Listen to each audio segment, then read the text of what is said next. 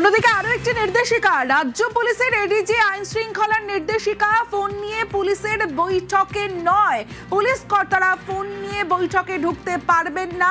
আরো বিস্তারিত জানাবে সোমরাজ, রয়েছে আমার সঙ্গে। সোমরাজ, দেখো, রাজ্য পুলিশের এডিজি আইন শৃঙ্খলা কিছুক্ষণ আগে একটি নির্দেশিকা জারি করা হয়েছে। সেখানে বলা হয়েছে আজ বিকেল 5টার সময় যে বৈঠক হবে, যে বৈঠক সব জেলার পুলিশ সুপার, পুলিশ কমিশনার থেকে শুরু করে আইজি, ডিআইজি, এডিজি র্যাঙ্কের অফিসাররা থাকবেন। সেখানে কোনো আধিকারিক মোবাইল ফোন নিয়ে ঢুকতে পারবেন না নবান্ন সভাঘরে।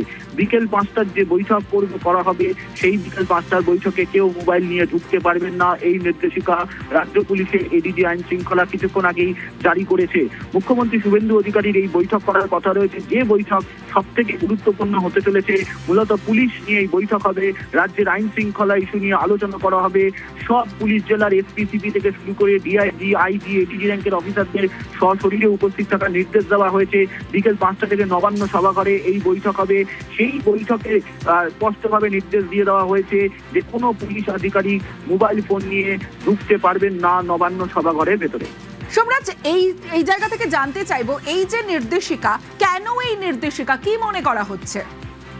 দেখো, যেহেতু মুখ্যমন্ত্রী তিনি নিজে বৈঠক করবেন এবং সেখানে সরকারি আধিকারিকরা যারা পুলিশ আধিকারিক থাকবেন তাদের বেশ কিছু গুরুত্বপূর্ণ নির্দেশ দেওয়া হবে।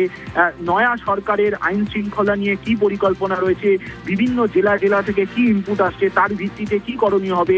যেহেতু সরকারের এই বৈঠকটি অত্যন্ত গোপনীয়ভাবে করা হবে এবং বেশ কিছু কনফিডেন্সিয়াল নির্দেশ দেওয়া হবে, মনে করা হচ্ছে সেই কারণেই মোবাইল ফোন না নিয়ে ঢোকার কথা বলা হচ্ছে।